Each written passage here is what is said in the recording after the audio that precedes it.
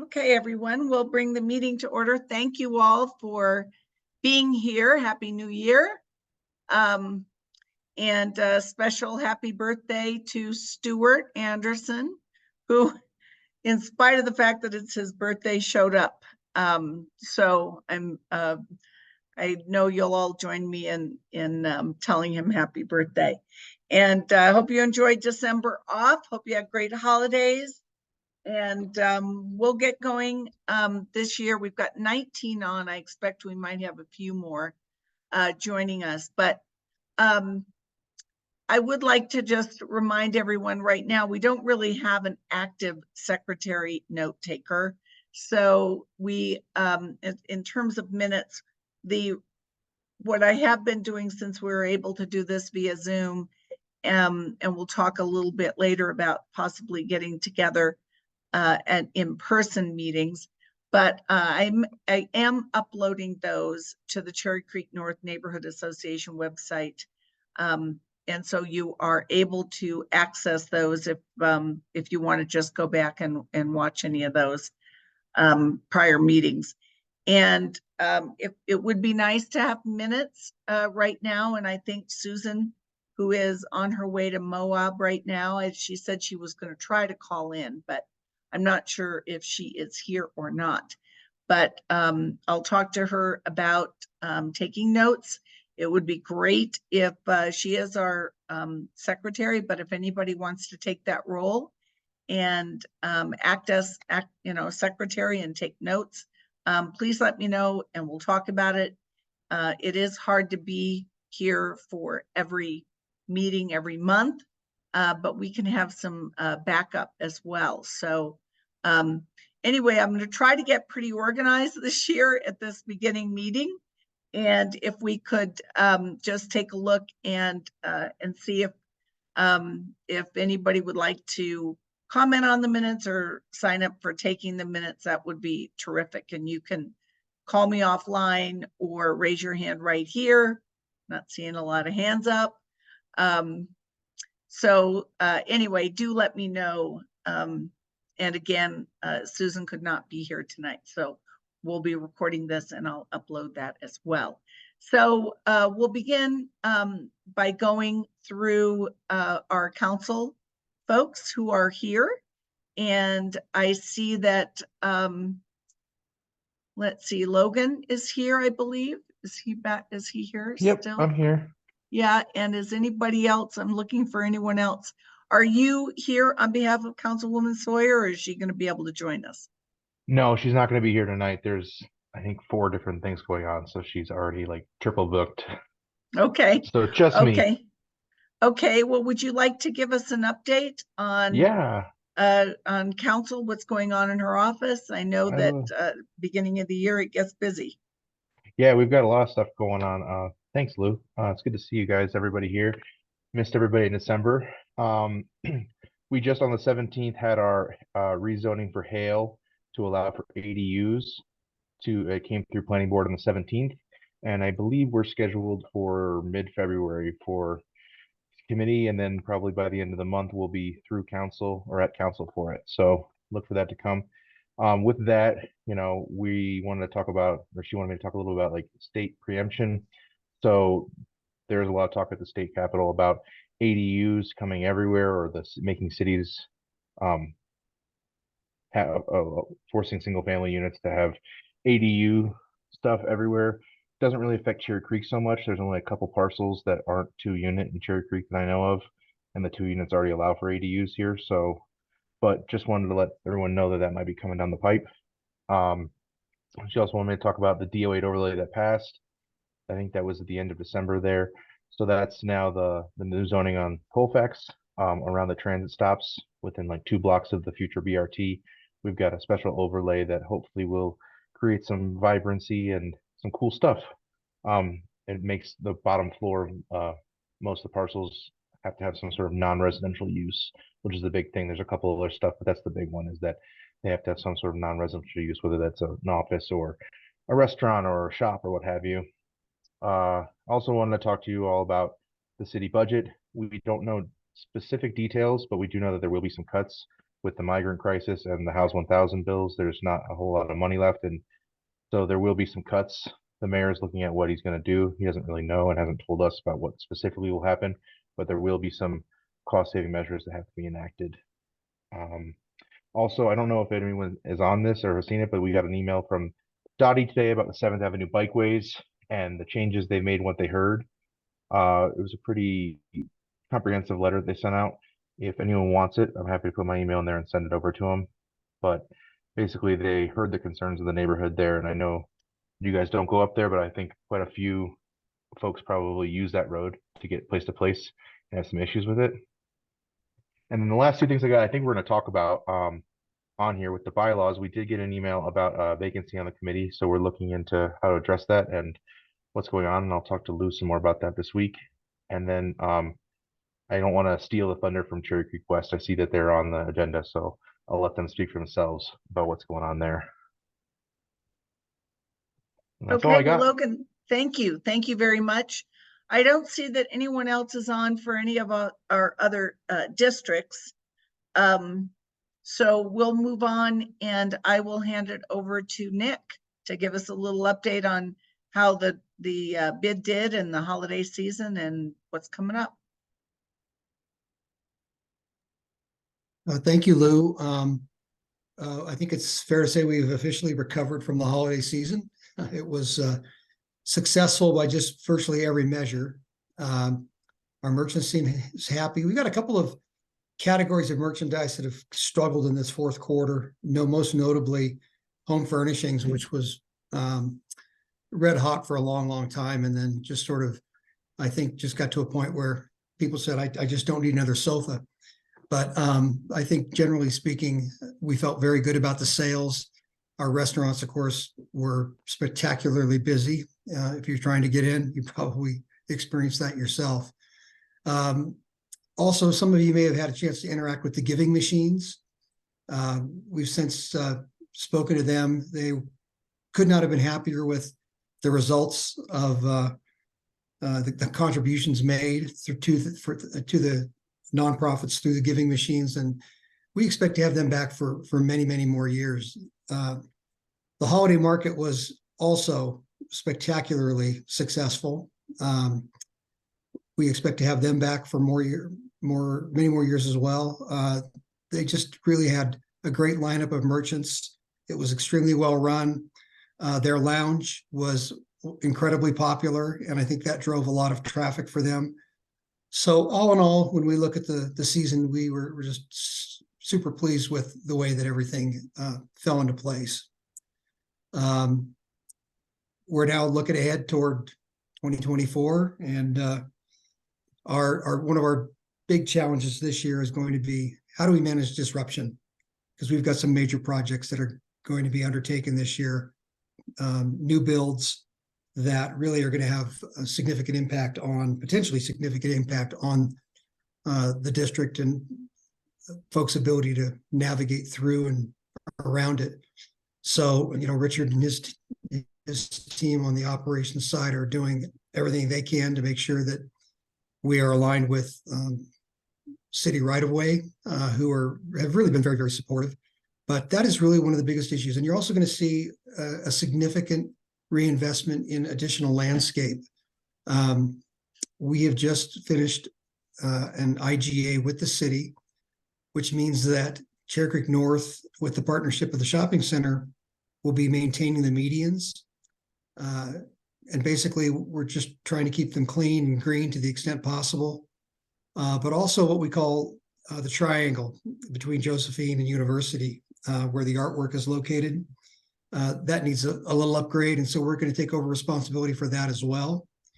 The city just does not have the bandwidth and frankly just doesn't seem to pay much attention to these areas, and they are, we think, a negative reflection on the Cherry Creek brand and our identity, and we want to keep those looking good. So we're taking that on, and we expect to see some revival, if you will, of those areas, because we're going to put our own team on it.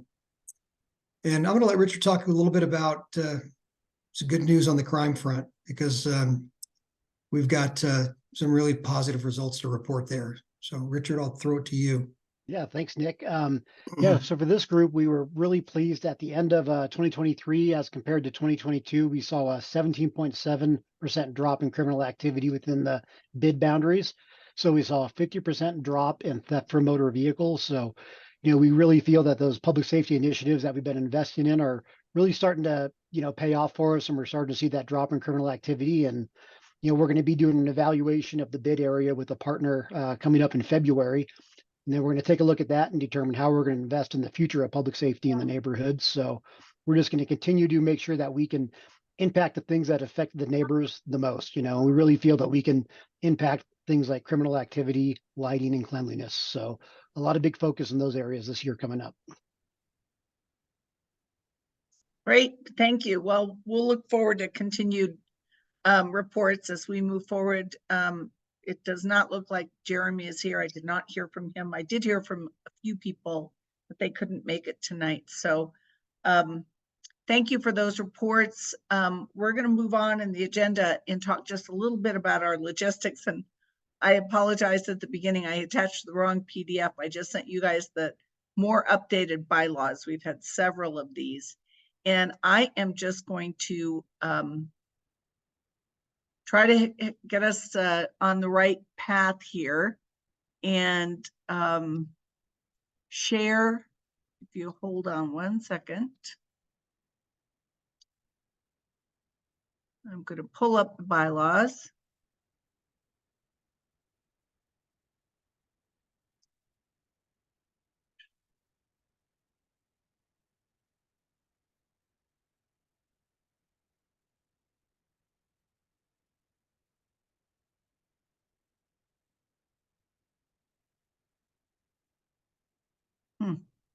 Excuse me, it's not opening very quickly.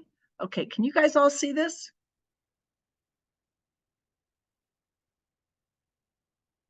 Can you see the bylaws on the screen? No, Lou, we have a list of the files. It's not showing that it's open. Huh. Try that again.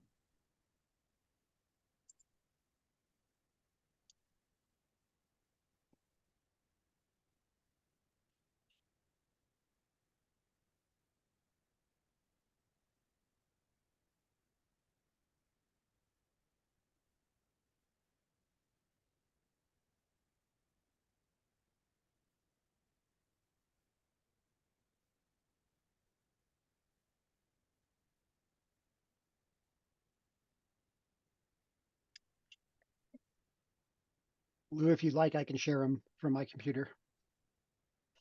I'd like to scroll through them, so I'm not sure why it's. Give me one more second. Sorry, everyone.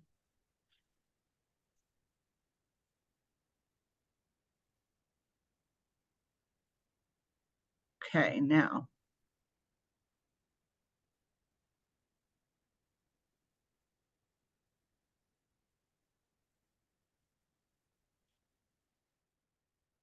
Okay, now can you see them? You should see member representation. Yep, just came up. Okay, perfect. Thank you though, Richard, I appreciate it. So what I wanted to do was to go through to make sure we know who is on the steering committee and who is representing who. And for those who have open seats, we can work to try to get those seats filled. The most current bylaws do have a process for appointments, and for the most part, those appointments are made by the entity, if it is an entity like the bid, and then through the organizations, but the council person has the final say. So the council people still are involved. And if you want to look through those, I would appreciate it, but I really wanted us just to focus on this chart. So it was in the last iteration that Country Club was given basically 2 more seats to be equal with Cherry Creek North and East. So we've got 4 people with Cherry Creek North, 3 of whom are on this Zoom call today, and 1 of whom I believe is still on vacation. And then Cherry Creek East, I think we have 2 people. Bill Tanner and Brooks are on, and I know that there's been a recommendation for a new appointment. Again, I will work with Logan on that, but it would be great if we could fill those 4 seats for Cherry Creek East. Let me make sure who else is on here. I think, I think Bill Allen is on. So we have 3 from Cherry Creek East, and if we can fill that 4th seat, I think Barbara Mesker had made a recommendation, and I'm happy wherever Cherry Creek East comes out on that. That would be terrific. We have 2 regular, both Buzz and Bob try to make these meetings, and I really appreciate it, from Country Club. But I don't know that we have consistent other members filling those other 2 seats for Country Club. So if somebody could let me know, but I'm going through this process just so we can confirm, and I will send out an updated roster, who is representing which of this, who are the delegates from these organizations that sit on the steering committee. We do have 2 from the bid, and I believe that again is Nick and Richard. We have 1 seat for the design advisory board. I don't know if anybody has an interest in finding someone to fill that seat, but Nick, that might be something you might want to shake that tree just a little bit. Chun, Peggy Randall has been a fabulous representative from Chun. She has informed us that she would like to step down from some of those duties. And I believe that Chun has made its selection, and that I believe will be a transition that Peggy will be overseeing in the next month or so. But thank you, Peggy, for doing that and for continuing to serve until we have clarity on that transition, and then we'll go ahead and make that change as well. We also have the triangle. We don't really have anyone who has shown up on the triangle since I think Bill Elfelmine held that position. So the shopping center is Jeremy. Of course, we've got Christine for the chamber. She could not be here tonight. The Business Alliance, we have 2. And I think Bethany is on, and I believe David Steele is the other member, but I would like to get that confirmed. Stewart, Transportation Solutions, thank you for staying on this with us. Then we have the neighborhoods to the north of 6, and Susan Sweeney is one of those. And I am not sure right now who the second person is or is going to be. So we have an open seat there as well. Hilltop, I believe we have Larry and Mary. We also have Michael Hughes on, but there are 2 seats there. So if someone would please confirm again who is serving in that capacity. The neighborhoods to the south, now this is another, since the districts have changed a little bit, etc. We've got Meredith for sure. Is that right, Meredith? You're going to continue to serve in that capacity as neighbors to the south. I'm actually not, I'm a visitor. Well, you're always here. So would you serve? and yeah, okay, great. Okay, thank you. And then, but I'm always, yeah, thank you. Yeah. So, and then again, once we get these new names and we make sure we've got these populated, I will get this over to our council. Councilwoman Sawyer obviously has the majority of these neighborhoods and entities in her district. So, but there may be a few, again, Councilman Cashman, I don't know if we'll have to just see, is Alan Gass currently, and who said he was going to be late, but he would be here. I'm not sure he's still in Council District 6. So those, again, are seats that we just need to make sure we know who is representing whom. Then we've got this. Alan ahead, is Meredith. in Paul's district, District 6. Okay. And Alan and I are both in a situation where there really isn't an active RNO. I'm trying to contact Miller's Park, which is the RNO for basically the high rises and area. And Alan is more of the Belcaro area, but they don't have a formal RNO. So it's a little tricky in this Well, that's neighborhood. where working with our council people, we can, I'm sure, get those filled. And then we've got these Cherry Creek area businesses at large. We do have some businesses on 6 that are not represented by the bid, but it might be important to include them. But I can have a discussion with Nick about that to see what he thinks. And maybe there's one in Cherry Creek East. So if you all could just look at this, and please, for those of you who are involved with your RNOs, who are on the committee, if you could help me make sure that I have the information of the other people that will be joining you in this representation, I would really appreciate it. And then if we can get this, I will send a roster to everyone. As soon as I get that information, I will run it by our council folks, and then we will, I'll send that roster to everyone. And I assume that, that those of you on the committee are fine with me sharing that information within the committee. All right, anybody have anything they want to add about the logistics of this committee? And might be a good time to just mention that I said if we would like to meet in person versus Zoom at this time, although I was the bragging until a few days ago that I was a Novid and I got a sore throat, and I can't say that anymore. So I guess there is still some concern, but not the same concerns. So if you all would like to meet in person, I have heard from a few of you, Susan Sweeney being one, Amy saying that she would be happy to help. But let me know, raise your hand now, or use the reactions and raise your hands if you'd like to get together.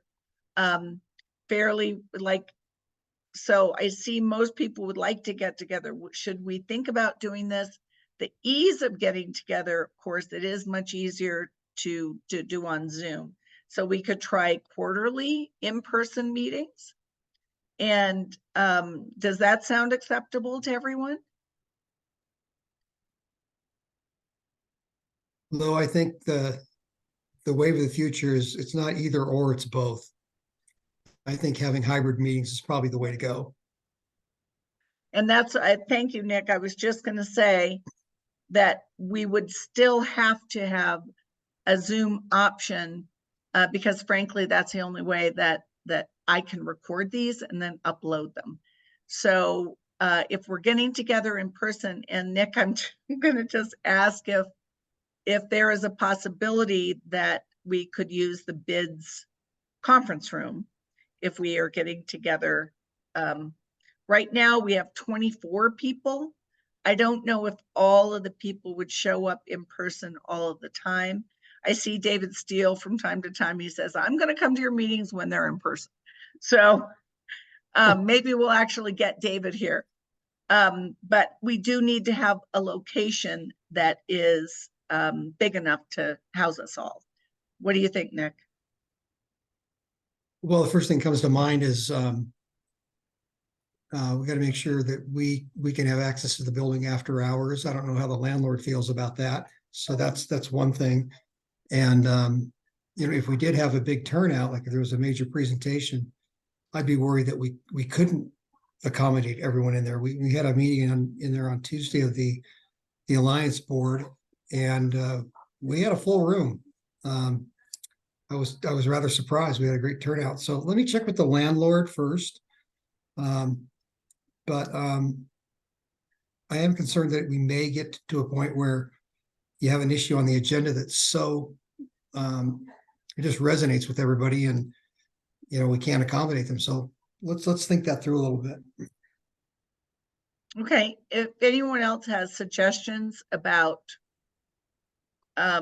possible locations, let me know, and Nick and I'll brainstorm together on that, and we'll make something work.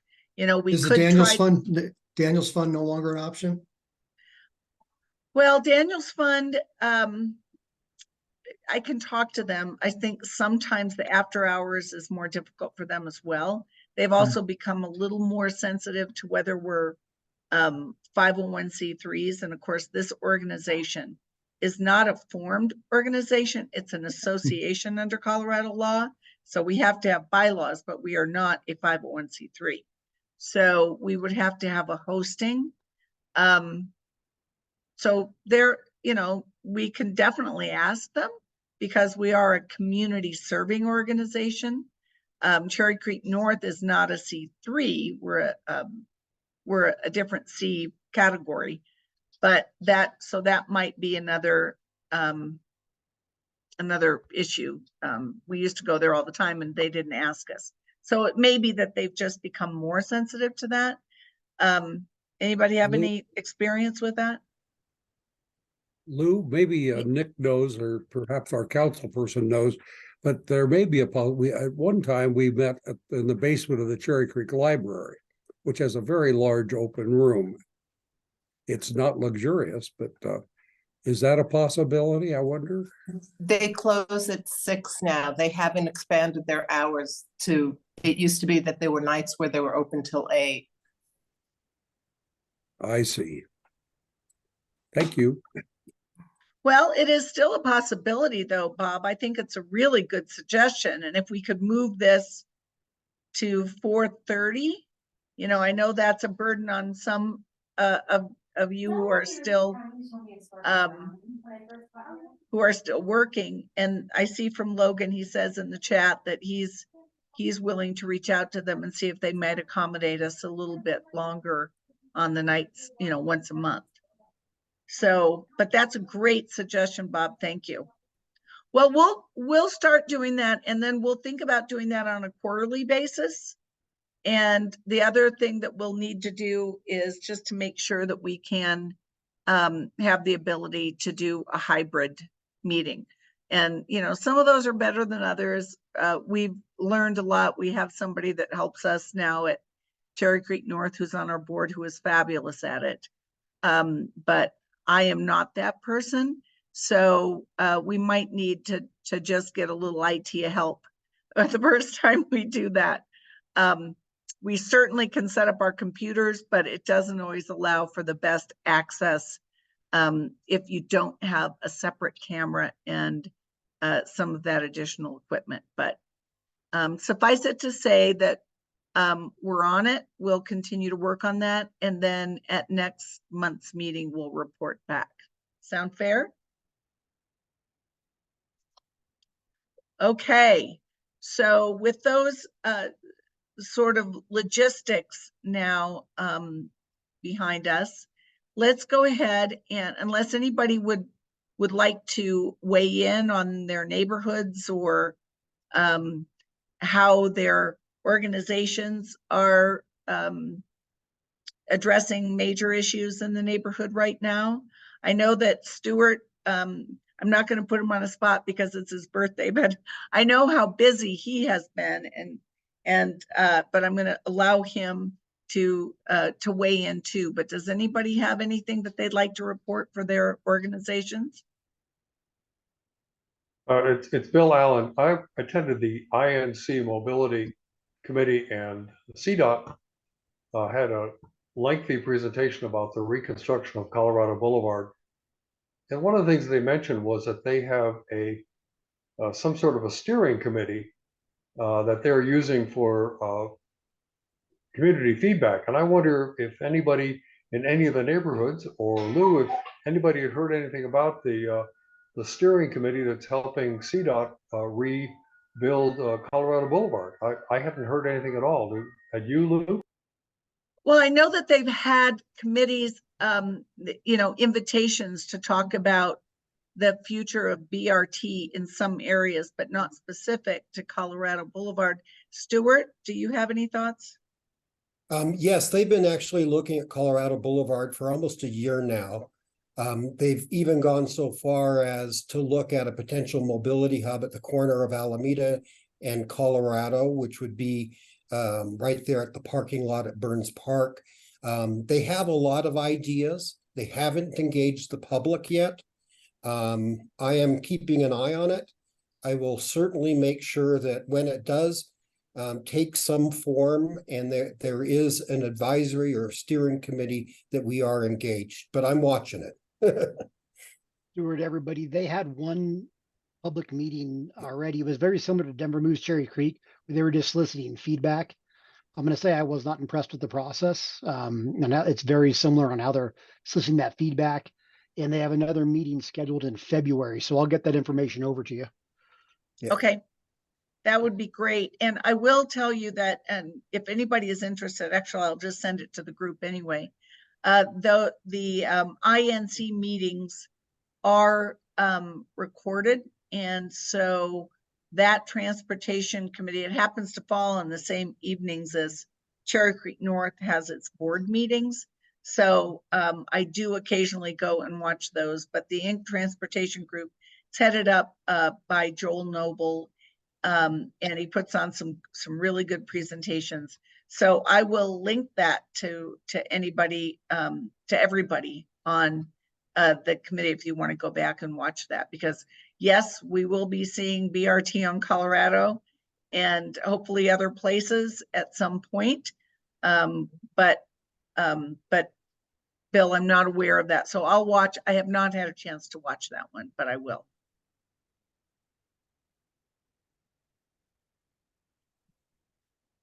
Okay, Michael, I'm just going to ask you to unmute and please share your comment. Sure. So in some work that I'm doing, I'm on the steering committee for the Lakewood portion of the Alameda BRT. And that put me in contact with the Colorado Boulevard BRT people who, as I said in the chat message, didn't seem to know what an RNO was, or that you should have a representative of an RNO as a stakeholder to one of these processes. So I've managed to get myself added for Hilltop. But when I have occasion, I will also make sure that they are paying attention to the registered neighborhood organizations that exist in Denver all along Colorado Boulevard, and that we ensure that they have representatives from Cherry Creek East and Bellevue Hale and all the rest, because I'm not sure they did a very thorough job convening the stakeholder or the steering committee on that basis. So I'll keep you posted, keep pushing. Yeah, Now, Mike, Michael, are you just quick question, are you the president of Hilltop again? No, I've just stepped out of all the offices, but I'm still on the Okay. board, and the new president, Graham Kaltenbach, has appointed me to be the representative for Colorado Boulevard BRT steering committee.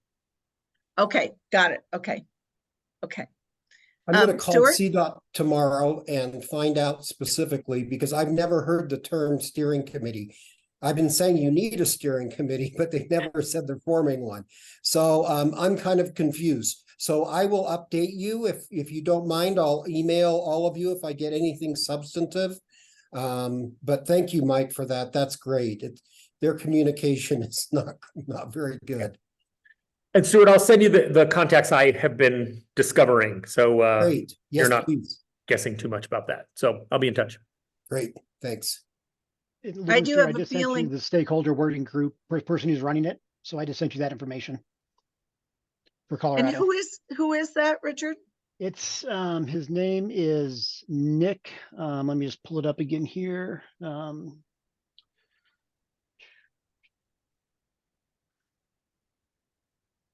It is Nick Euler with Thule Design. So he's the consultant on the project.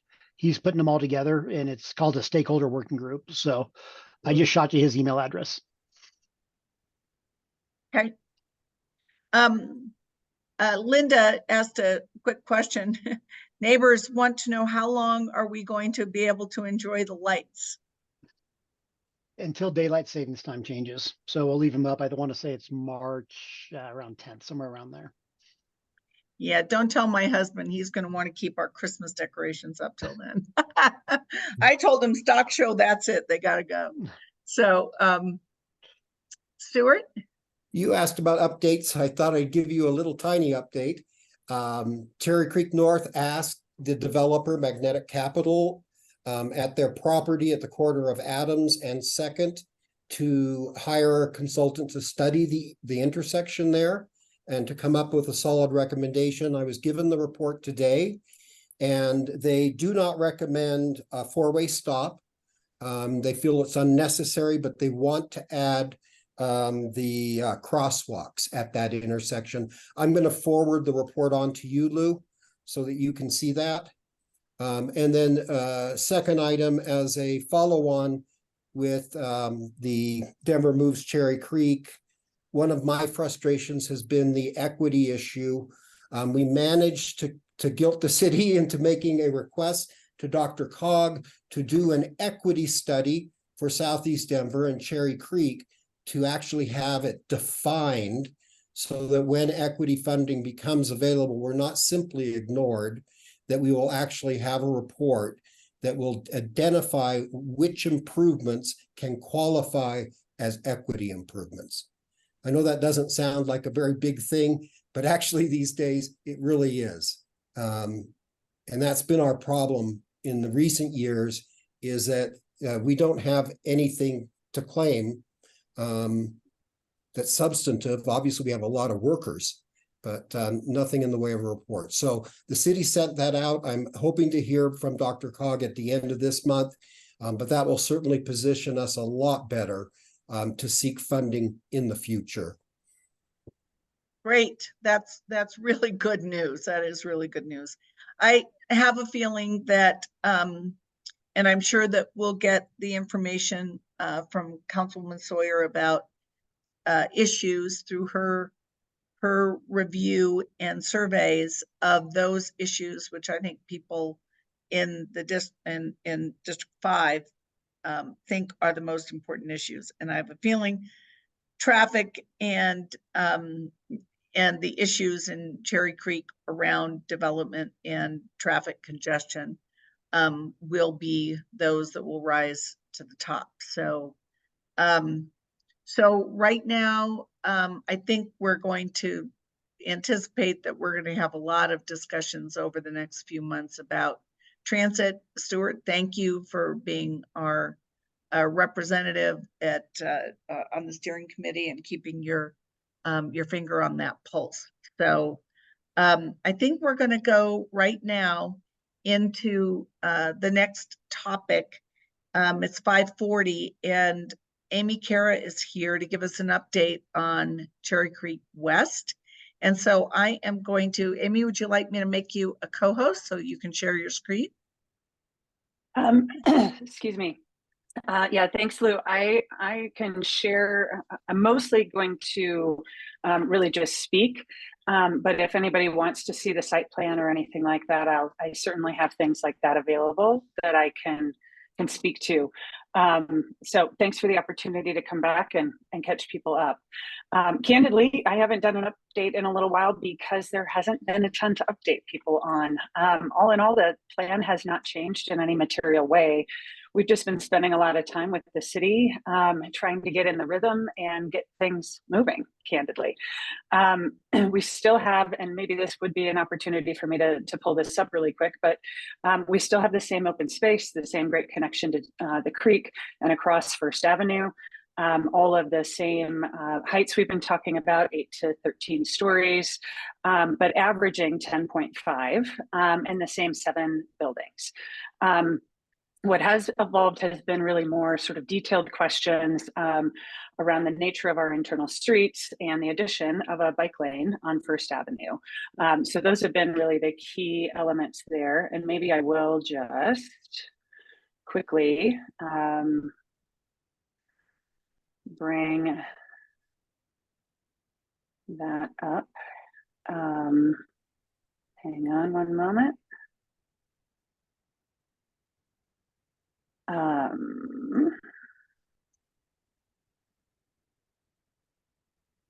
right, sorry. Can you all see that? Yes. Okay, great. So as you can see, it's really essentially the same plan that we've shared in previous months when we've come to speak. Really all the same primary elements as we've had before. So high level, and maybe I'll just leave this up for a little bit so that to make sure everyone can kind of absorb the latest. What this doesn't show is that new bike lane along First Avenue here. So that is going to be shown on our next update here. Also, any improvements that happen in conjunction with Parks and Rec on the land to the south of us. High level, what has evolved has been the nature of the rezoning. So we have not, as a reminder, filed a rezoning application as yet. It was initially going to be CMX 12 as the baseline in accordance with Cherry Creek Area Plan and Blueprint Denver.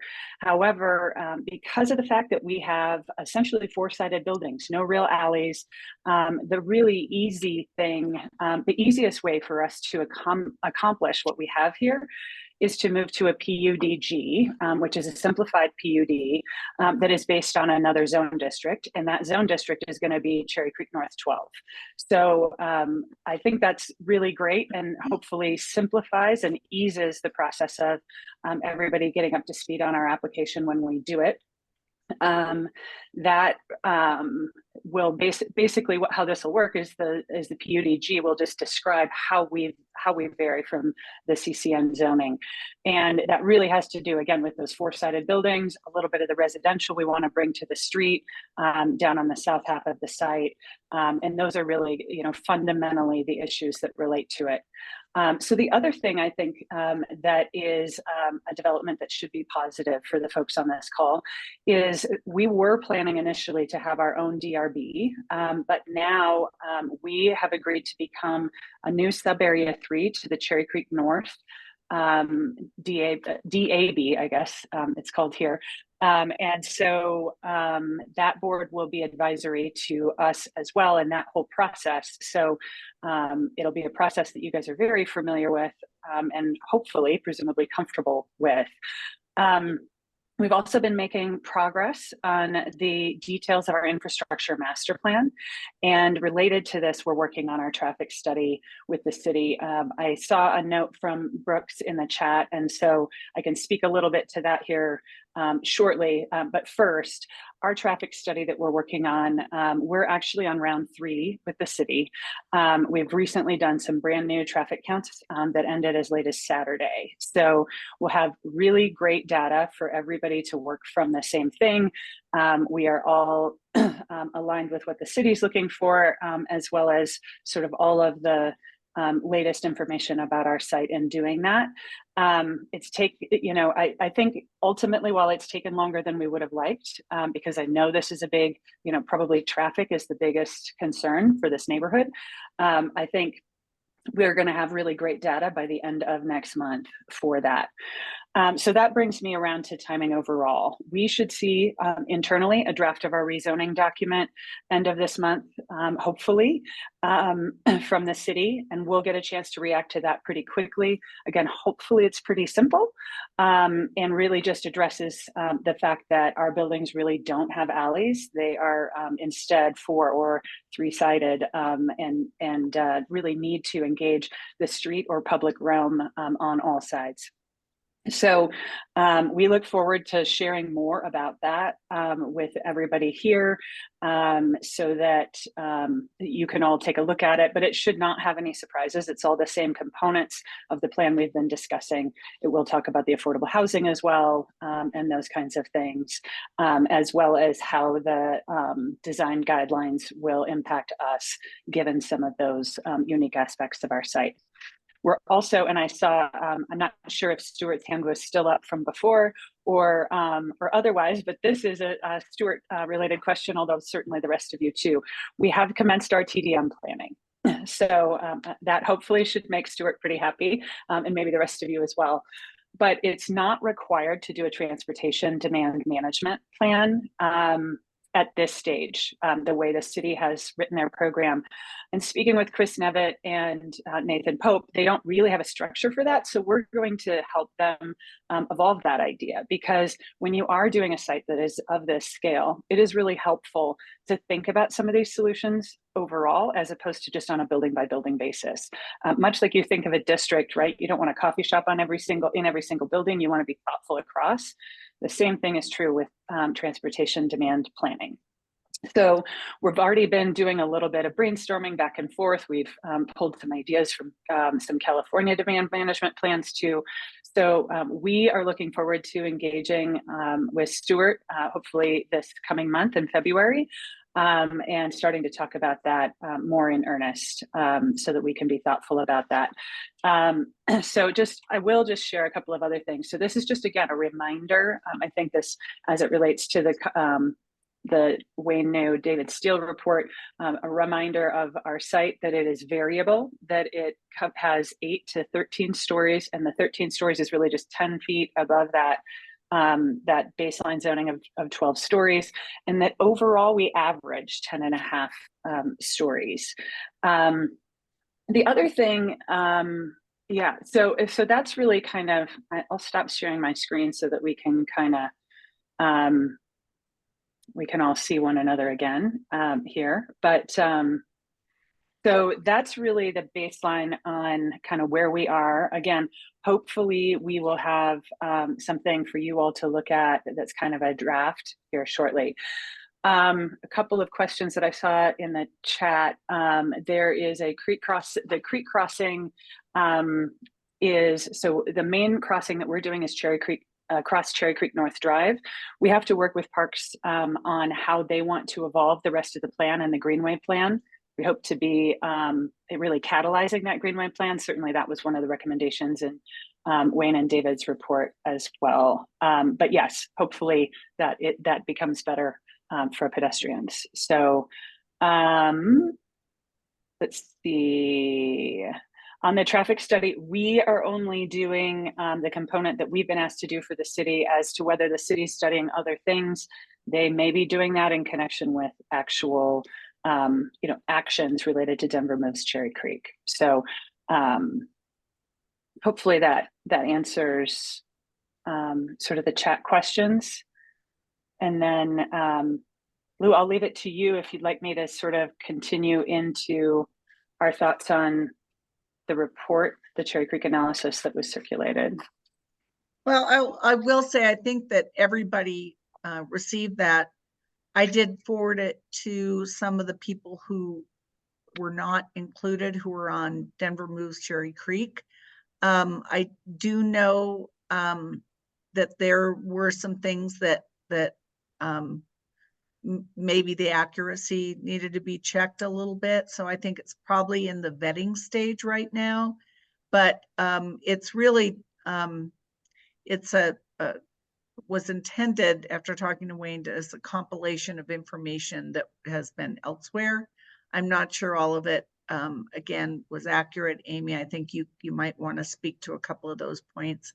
But I think these are the issues that we're all going to be looking at, just about transportation generally and specifically with this project. So again, I think a lot of that information is out there, but I think a lot of it on some assumptions may not be completely accurate. So I think we'll wait till it is vetted before we really talk about it. But Amy, I'd love your thoughts, and Stuart, yours.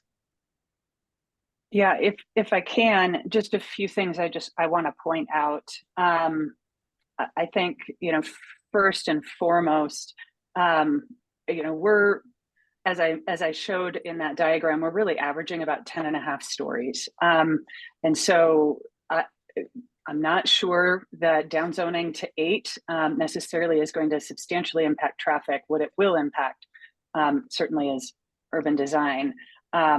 You know, because we are going above and beyond on some of the other components around open space and so on and so forth. And I think the variability is more consistent with Cherry Creek North.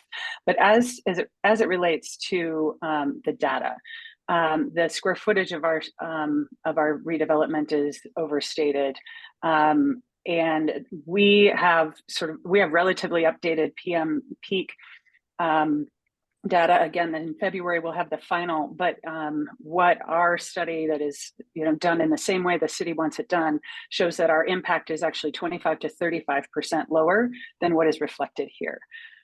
There's also no consideration given here for subtracting the traffic that exists when this site is strictly street retail, which is, if you look back to before all of the buildings were vacated to allow for this development, there were all these sort of single-use, single-car kind of uses with the big parking lot that meant that people were coming in and out on single use. That generated substantial traffic at that intersection.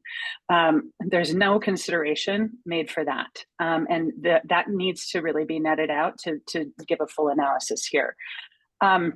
Third and importantly, and I think the city would agree on this, and I believe anyone who's on Denver Moves Cherry Creek would understand this as well. Clearly, our traffic is not just generated by businesses and residents within Cherry Creek North. And that, I think, is the basis for the data that was presented here, was related to development progress here. A ton of the traffic generated on University and on First Avenue happens because of people who are moving across it. People who are heading from east of here to downtown, people who are heading from south of here up through towards Capitol Hill. And none of that is accounted for in the data, which then starts to show incremental development as being a greater impact than it truly is. And so if we're going to be thinking about solutions that we can implement on traffic overall, we definitely need to be considering those regional impacts. And I just want to make sure that the data we all look at together reflects that. And then lastly, I don't think this is a surprise to anyone on this call, but it goes without saying, this development isn't just going to appear overnight. We're 2 years, maybe a year and a half at least, from starting any construction, and therefore 5 years from buildings that are generating traffic. So we have several years to work with the city, work with RTD to try and improve the transportation system, and to evolve our thoughts on the transportation demand management as far as how we can impact it and how others can impact it. So keeping that in mind as it relates to other development that's happening around Cherry Creek North too, our 3 buildings, certainly that will develop in that first phase, may not be that much more than what's otherwise being generated by the other developments within Cherry Creek North on their own. I've been working with David and Wayne trying to get a time where we can sit down and go over these numbers together. We've exchanged a ton of messages, and I saw David yesterday. Due to travel, we'll connect mid-February. So, I think everybody's heart's in the right place. I'm sure we will come to a place where we're all kind of looking at the same data and solving the same problem. But I do want to make sure that everyone understands those components. I can't speak to the BMC development. That's really for Matt Joblin and his team to speak to. But as it relates to our component and the overall traffic stuff, because we're just right in the heart of it, I wanted to share that with everybody. So, thank you. Okay, well, thank you for your thoughts. I don't know, Stuart, if you have anything else you'd like to share? Yes, first off, thank you, Amy, for the bike path along first. I know that last time we spoke, it was a maybe. I think that's going to be a tremendous asset. So thank you so much for that. I certainly know that you've been moving forward in good faith. Chris Nevitt certainly keeps me informed, and so does Nathan. So Oh, good. I commend you for doing that. And, the idea that Chris had mentioned to me about making your program a pilot for the TDM ordinance, working with multi-site, is an issue for the city. Your property is so large that the ordinance really isn't quite tailored for your type of property. And so I think that your willingness to work with the city on this is great. I do want to underscore what I think is going to be probably your largest trip reduction And that's going to come from what we call internal capture. And what that means is if you have amenities on site that eliminate the need to use your car, dry cleaners, banks, grocery stores, all different types of things, you can reduce up to 30% of your trips through internal capture. I don't know if you could get that far, but I would estimate that you could probably see at least a 20% internal capture that would be there. I have no concerns in 10 to 15 years when we have 3 BRT lines serving our area. I am very concerned about that gap period. And a lot of it is on RTD. We have crappy bus service and they need more money. I'm actually part of a coalition that is working on a ballot initiative to improve transit in Denver and to get all of our bus lines at 15-minute frequencies. In Cherry Creek, many of our lines are 1-hour frequency. That doesn't work for folks. I also want to point out that Cherry Creek employees are much like the downtown employees. When we surveyed in 2017, 42% of the respondents were willing to use something other than their car in getting to work. That's really high. And so that is a positive characteristic with our workers. We just need to get them convenient and reliable services. Just adding on to that, Denver Moves Cherry Creek was not the solve-all plan that we had hoped it would be. I don't think it's going to get a whole lot better. Lou, you smile. But it is a great inventory of improvements needed all the way down to the sidewalk level. A big challenge now is just to find the funding. And what's most important is the general obligation bond, which is coming up in 2027.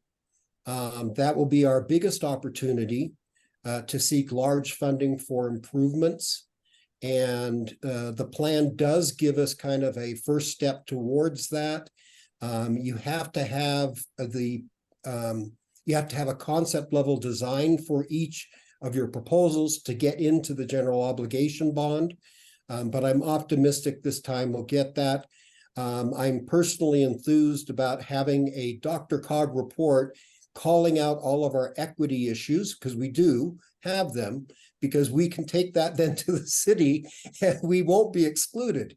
To contradict the Dr. Cog report that defines equity in our area really is the trump card in getting some attention. And we deserve this. We really do have 16,000 workers that struggle to get to our area.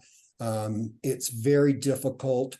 And we have essentially completely cut off the West Denver area from Cherry Creek as far as having good connecting services.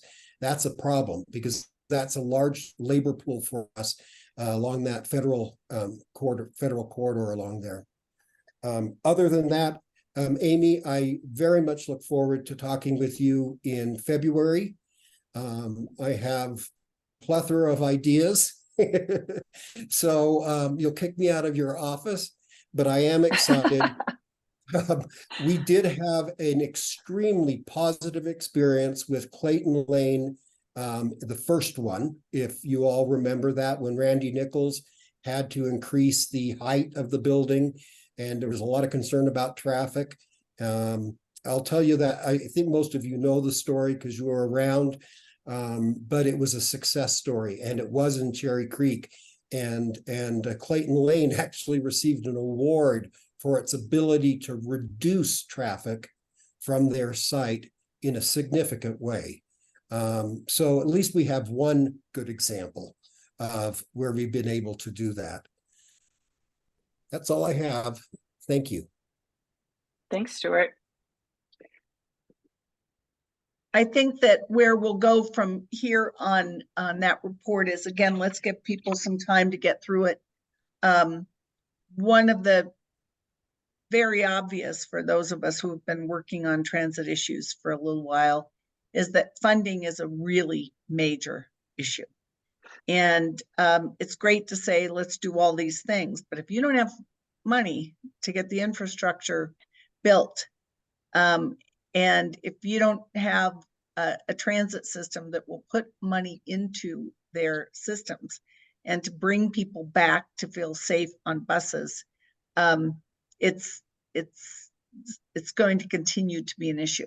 So right now in a city where funds and the budget is extremely stressed, and we've all read about how the budget is being reviewed and portions cut because of the immigrant problem and accommodating the issues with the homelessness. And so, I mean, we've just got funds that are going to those issues that are being taken from other areas. So one of the things that has been discussed in the past is that if we really want certain improvements in this area, we might want to consider a JIT. And I think Bill pointed that out. There has been a group meeting fairly regularly. Bill, I'll tell you about, I'll contact you offline. There is a representative from Cherry Creek East on that. In a general improvement district, it'll take some time to do that. But frankly, if people really, really want to have certain improvements that we're not going to be able to get funded, we can look at doing that, including possibly trail expenses, pedestrian lighting, those kinds of things that may make the pedestrian and travel experience better. We might be able to identify some improvements that people would really want to fund on an additional tax basis, which is what a general improvement district is. But right now, if all we do is identify problems that we're not able to solve because we don't have money, we're not really going to get very far. And so thinking outside of the box and thinking about ways that we can seek funding, and if tweaking the equity factor, as Stuart pointed out, is going to open that up, maybe from some more Dr. Cog funds or whatever. We know we need better transit through and to this area, but it could take a while. So I think we all need to keep our minds open. I think we need to get the information that's available updated so that we're not looking at possibilities, but real facts in terms of what we think the growth percentage is, etc. So with that, I think we do need to keep drilling down on this information. And this account comes out as Amy continues with her team on their data. And if we get more, Stuart, through the Denver moves, you know, Denver was doing its own update on traffic and, you know, implementation concepts. I will say Denver moves Cherry Creek did some good things. It got rid of some concepts that didn't seem to make sense and refocused some energy where it did make sense, including better connectivity on the bike path. So whether we're going to get any of those projects shovel ready, whether there's anything that really can be done at First and Steel intersection, which was one of their recommendations, it may be, and that might be something that we'll see in the coming months that would be able to be implemented before the Cherry Creek West project is fully underway. But I think we'll watch for the zoning. Thanks for the update, Amy. I mean, when we actually have an application for zoning and we can see what it is, we'll all get notified. All the RNOs will be notified and we'll start digging into it then. I think everybody understands that the council members, once there is an actual filing, they can't participate in discussions about it anymore. So to the extent that we want Councilwoman Sawyer to discuss this, it has to be now, right, Amy? And I think you've had meetings with her. Yes. Yes. So, but once that filing is done, then it sort of goes to a different level. So let's let's continue those discussions. Stuart, thank you for being a part of what might help on the biggest concern, which is traffic and how much more we can accommodate.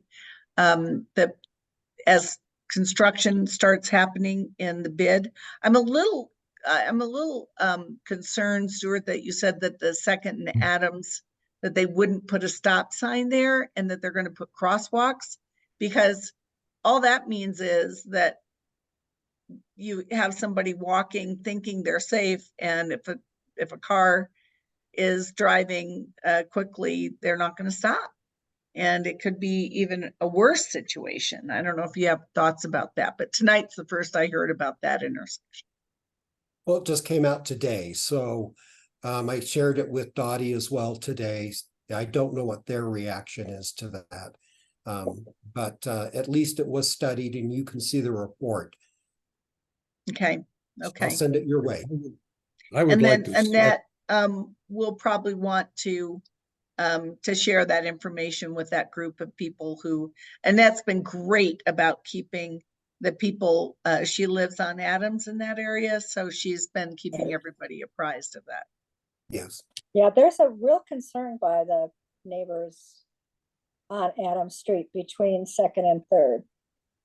And, you know, as someone in that crosswalk who almost got hit by a car, when the car stopped, I had my hand between the headlights of the car. So,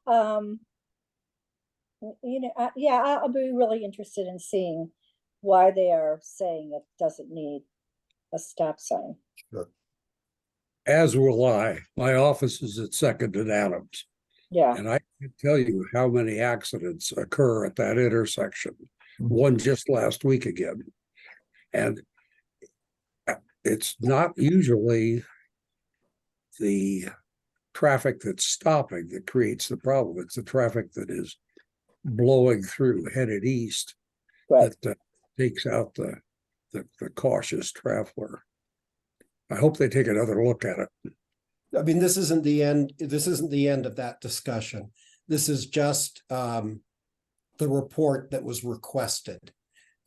So we can take a look at that, and we can still have a say in how we handle that intersection. But let me get that report off to Lou, and then Lou, you can share it with whomever you desire on that. Magnetic Capital has been wonderful to work with. They are very much concerned about their patrons. They're going to have a restaurant on the ground floor, a large restaurant, and they have a lot of concerns about their customers getting there safely. Well, from what I'm taking away from this conversation, there are plenty of folks on this steering committee. I'm going to send it to everyone on the steering committee. So when I get the report from Stuart, I will share it. But this should be one of those things that if we are able to mobilize the energy on this committee, that since it's not a final decision, let's see what we can do. It certainly sounds like with Bob and Annette's immediate experience and constant experience at that corner, we should be able to have a little more input.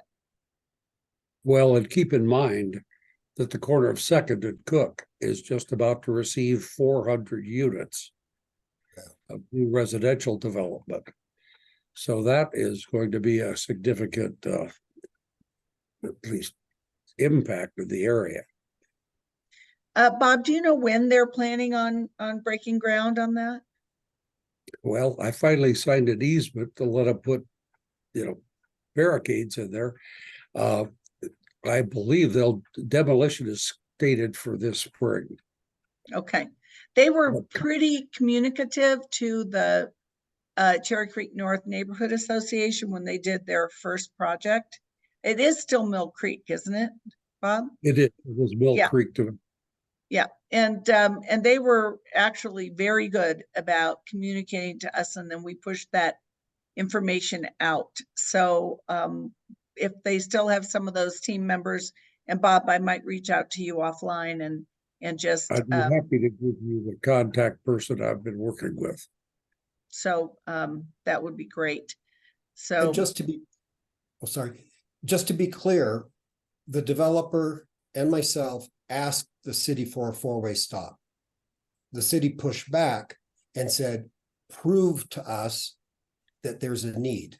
And now the study has come back and said, you need crosswalks, but not the stop signs. So, but we'll sort this out. Certainly everybody has good intentions here.